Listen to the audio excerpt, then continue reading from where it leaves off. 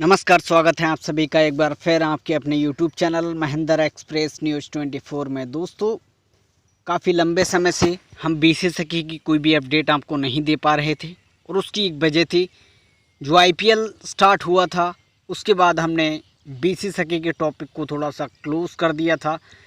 लेकिन IPL से जुड़ी या क्रिकेट से जुड़ी जानकारी आपको इसी चैनल पर मिलती रहेंगी। साथ ही साथ बीसी सखी के टॉपिक को भी अब हम कवर करने वाले हैं। इसी टॉपिक पर, इसी चैनल पर दो टॉपिक को लेकर हम चल रहे हैं। बीसी सखी को लेकर इस समय की सबसे बड़ी अपडेट निकल कर आई है। जून 2021 में CM योगी आदित्यनाथ ने कोरोना के साथ साथ बीसी सखी पर भी एक बहुत बड़े अवसर को एक्शन प्लान में बदलने का प्रयास किया है, उसको शुरू करने का प्रयास किया है। तो CM योगी आदित्यनाथ इस समय कोरोना के साथ साथ इन रोज़गार के अवसरों पर भी विशेष ध्यान दे रहे हैं। उनका जो एक्शन प्लान है, बीसी सखी के माध्यम से, ग्राम प्रधान के माध्यम से गांव में किन किन कार्यों को अंजाम देना है, किन किन कार्यों को सुचारू रूप से चलाना है, जिससे गांव की आर्थिक व्यवस्था, आर्थिक स्थिति संभल सके। और इस समय CM योगी आदित्यनाथ पूरे एक्शन में दिखाई दे रहे हैं। ग्राम प्रधानों से लाइव स्ट्रीमिंग भी उन्होंने की है, जिससे काफ़ी ग्राम प्रधानों में जोश का माहौल है। बीसी सखी की जो पोस्टिंग अभी तक रुकी हुई थी, वो पूरी तरह से अब एक बार फिर स्टार्ट होने जा रही है, शुरू होने जा रही है।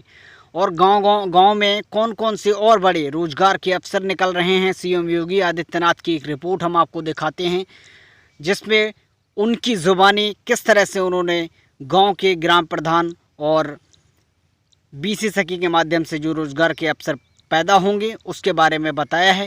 तो आइए देखते हैं ये एक्सक्लूसिव रिपोर्ट। पैसा भी आपके पास पड़ा हुआ है, 10,000 करोड़ रुपए इसमें ग्राम पंचायतों में पड़ा हुआ है। इस पैसे का सही सदुपयोग, मेरे गांव का विद्यालय साफ सुथरा रहे, उसकी बाउंड्री हो, मेरे ग्राम पंचायत में खेल का मैदान होगा, मेरे गांव में जूनियर हाई स्कूल है तो उसकी साफ सफाई, रंगाई पुताई, मेंटेनेंस, चिकित्सालय है तो उसकी साफ सफाई, वहां पर जाने का सड़क, कनेक्टिविटी, वहां पे बिजली, कहीं जल जमाव न हो, विद्यालय हो, चिकित्सालय हो, पंचायत भवन हो, साफ सुथरे रहने चाहिए। वहां पेड़ नहीं उगे होने चाहिए, गंदगी नहीं होनी चाहिए।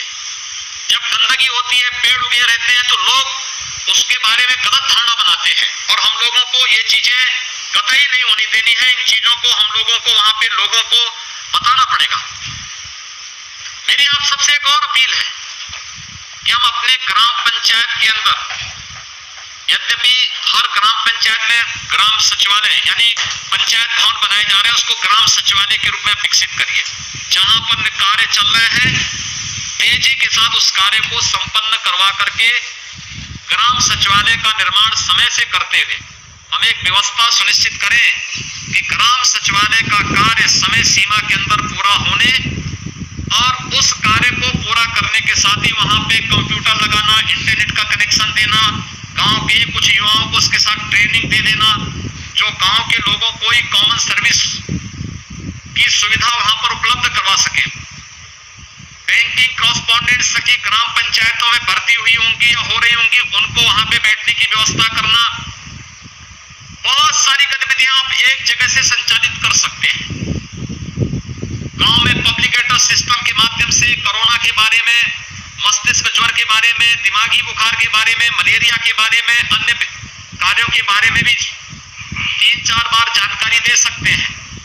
सुबह शाम अच्छे भजन, राष्ट्रभक्ति के गीत लोगों के सामने बजा सकते हैं, लेकिन उसमें सबकी सहमति हो तभी करना चाहिए।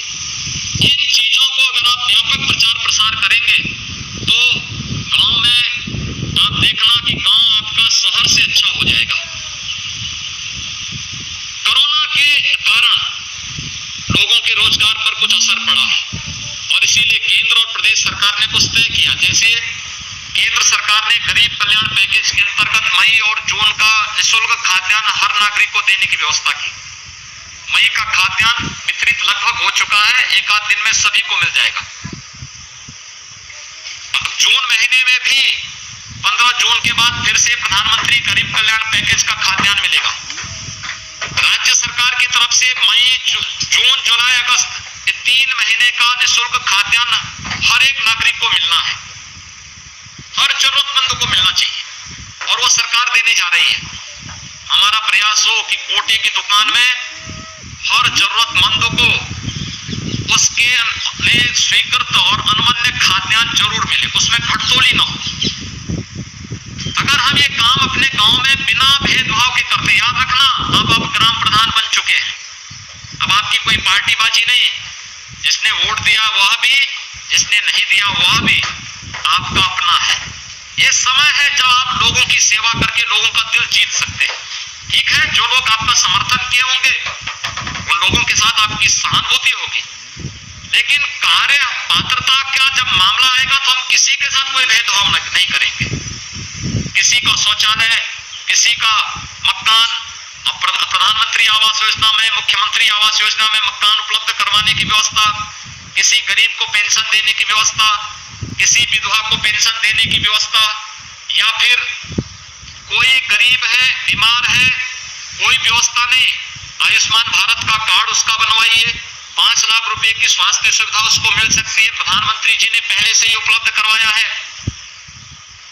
अगर कोई गरीब है, उसके पास कोई सुविधा नहीं है, कार्ड भी नहीं बना है,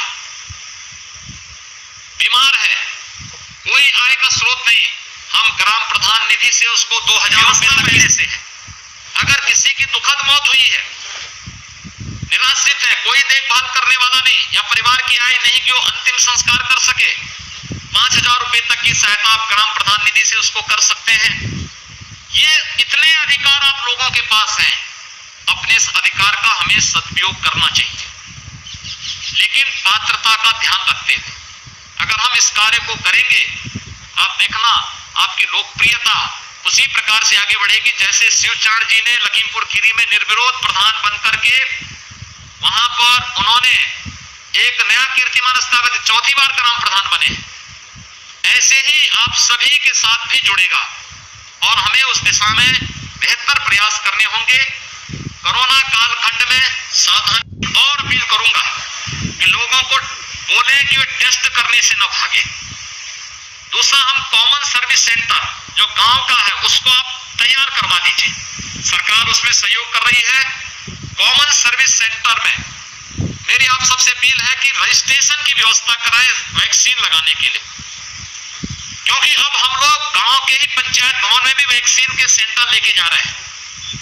वहीं रजिस्ट्रेशन करवाएंगे, फिर वहीं पे हमारी टीम जाएगी, वहीं वैक्सीन देगी गांव के लोगों को। तो गांव के व्यक्ति टेस्ट करने से भी ना भागे, वैक्सीन लेने से भी नहीं भागेंगे।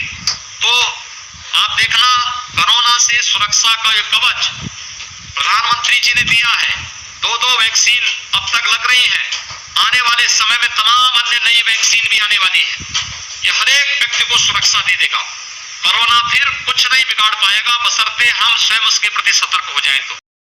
तो अभी हमने सीएम योगी आदित्यनाथ को सुना, जिन्होंने कोरोना वायरस से लड़ने के साथ साथ जिस तरह से सोशल डिस्टेंसिंग और उसके सावधानियों के बारे में बताया है और गांव में रोजगार के अवसर जिस तरह से बताए हैं, उसके चलते गांव का विकास बहुत तेज़ी से होने वाला है। बीसी सखी कॉमन सर्विस सेंटर इसमें एक महत्वपूर्ण भूमिका निभाने वाले हैं।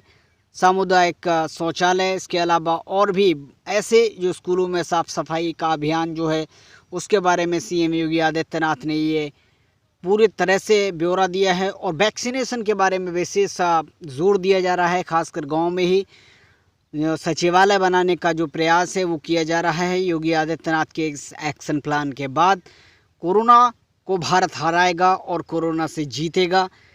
इसी एक्शन प्लान के साथ योगी आदित्यनाथ पूरे उत्तर प्रदेश में कार्यों को अंजाम दे रहे हैं, रोजगार के अवसर भी प्रदान करा रहे हैं। तो दोस्तों, आपको बीसी सखी से जुड़ी योजनाओं से जुड़ी और क्रिकेट से, एंटरटेनमेंट से जुड़ी, क्रिकेट के जो दीवाने हैं उनको लाइव स्ट्रीमिंग भी इसी चैनल से मिलने वाली है, क्योंकि काफ़ी अंतराल के बाद हमें कमेंट मिल रहे थे कि आप बीसी सखी पर वीडियोस क्यों नहीं बना रहे हैं, और बहुत सारे ऐसे लोग थे जो परेशान दिखाई दे रहे थे। उसके चलते एक बार फिर बीसी सखी के इस टॉपिक को हमने शुरू किया है। तो अगर आपको वीडियो पसंद आई हो और हमारे मोटिवेशन के लिए इस वीडियो को लाइक करें, चैनल को ज्वाइन करें और सब्सक्राइब भी करें।